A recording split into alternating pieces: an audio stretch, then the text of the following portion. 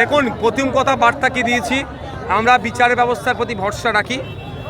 Court matter, কোর্টে আগামী 22 তারিখ ডেট আছে, সেটা আমরা দেখছি কি কোন জায়গায় যাচ্ছে।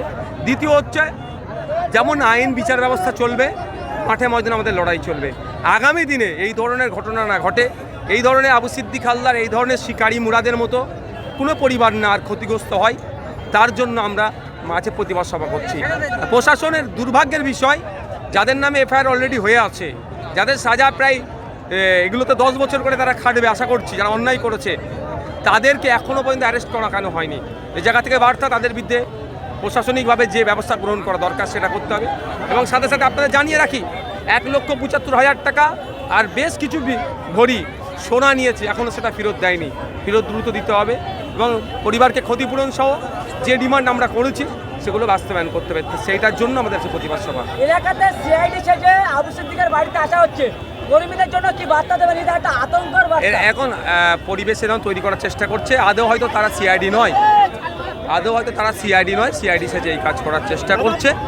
তো আমি বলবো, একটা কথা বলেছি আজকে, যারাই আসুক না কেন, সিভিল ড্রেসে আসলে তাদের কাছ থেকে অবশ্যই আইডি কার্ড চাওয়া দরকার। ভাঙড়ে পুলিশ সেজে সাধারণ মানুষরা মুসলিম তৃণমূলের গুন্ডা বাহিনী অনেকবার ধরা পড়েছে, এবারে সিআইডি সেজে আসা হচ্ছে, কি বলবেন? সেই জন্যই তো দেখছি আমরা,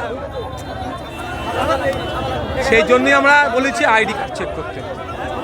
বলছিলেন তো গতকাল কুলপি ব্লকে ব্লক সভাপতিকে ধরে মারধর করা হলো এবং মানে বিডিও অফিসের মধ্যে, কি বলবেন সেই প্রসঙ্গে? দেখুন, কে কাকে মেরেছে, কি তার গোষ্ঠীদ্বন্দ্ব না বিরোধীরা মেরেছে, কোন বিষয়?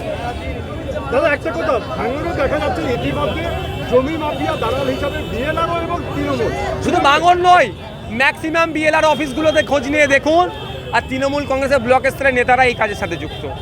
আমরা এর বিরোধিতা করছি। বিধানসভার মধ্যে ভূমি সংস্কার দপ্তরের মন্ত্রী মাননীয় মুখ্যমন্ত্রীকে সতর্ক করেছিলাম, আমি সজাগ করেছিলাম, এর বিরুদ্ধে ব্যবস্থা গ্রহণ করুন।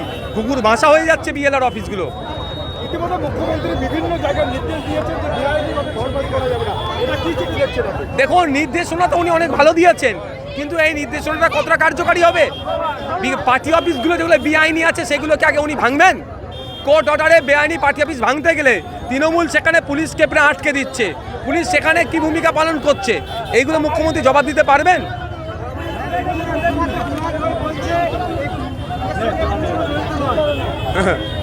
অনেক কিছু বলবে, যে কুণাল বাবুর কথায় উত্তর দেওয়া প্রয়োজন বোধ করছি না। চলো, যে কথাটা বলছিলাম, এই পশ্চিম